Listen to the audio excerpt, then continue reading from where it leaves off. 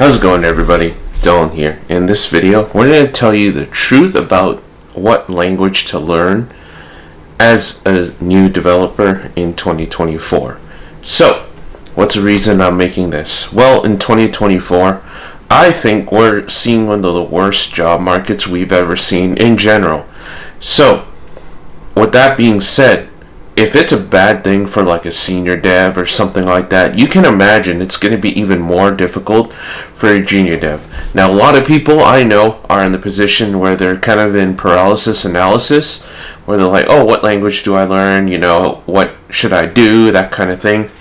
And I just wanted to address that in this video, because a common thing that I see on my channel especially is a lot of people are debating what language to learn, and I just wanted to talk about that in a more general sense. If you want advice specifically on what language to learn, I would recommend you watch some of my other videos, such as Python versus JavaScript, that kind of thing. But this is going to be just more from a general sense and kind of the mentality that you need to have going into 2024. So going back to my original point on the reality of the job market, it's probably one of the worst that we've seen. So as a result, what you're seeing is a lot of people are getting laid off from these like tech companies, and as a result, the jobs that are available, they're going to prioritize those people as opposed to new grads. So what does this mean for you? It's going to take you a lot longer for you to get a job than it ever has been. Like for me, I graduated during COVID, and even then I had a lot of trouble getting a job, right? But if you're in the same position that I was, it's probably going to even take you longer. So that presents you an interesting dilemma where you're like, well, I'm probably not going to get a job anytime soon.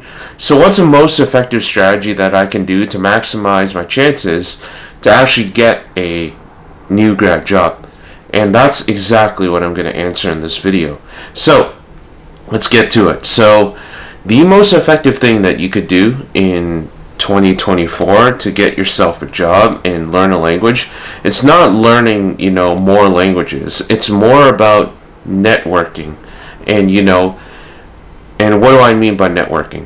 What I mean by networking is you're going to reach out to engineering managers, you're going to reach out to recruiters, and you're just going to have coffee chats with them, right? You're going to try to establish a connection, try to establish things you have in common, right? And then really warm them up so that you're a known commodity in their head, such that when they have a position open, you're going to be the top of mind, because you've almost made a friend with them, that you're a known commodity to them.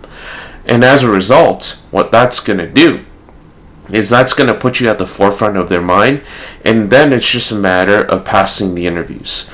Like, if you look at the job hunt logically, right, you have two things. It's getting the interview and passing the interview, right? So a lot of people will think, oh, in order to get a job, I need to know more. And that's just simply not the case. The case is whoever is the most well-connected will probably get the job first, right?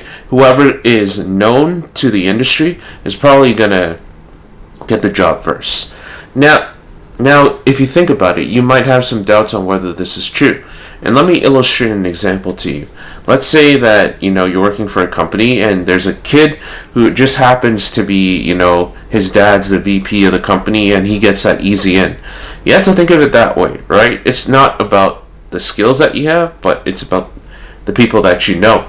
So what you need to do is you need to develop those connections, those valuable connections, in order such that they might be not hiring now, but when they do hire, you're going to be top of mind because you've created that relationship to you.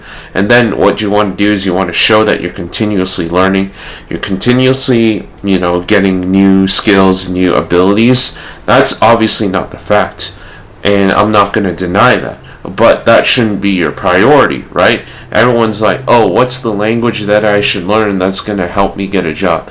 It's not really about the language. It's about the connections and your ability to learn on the fly.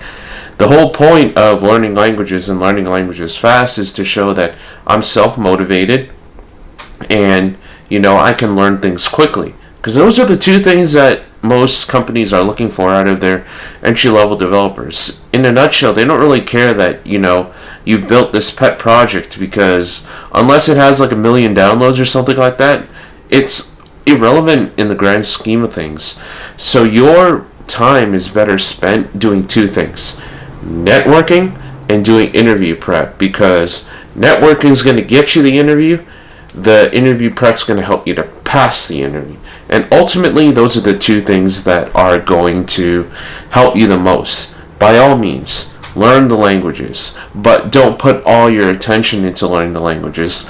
I would say 80% would be networking, 20% or no, 70% 70% networking, 20% interview prep, and maybe 10% language learning. That's what I think that you should do, and it's kind of the ideal quote-unquote scenario, right? So, hope that video was helpful. Hope it provided some value to you. If it did, make sure you hit like, comment, and subscribe, and I'll see you in the next video.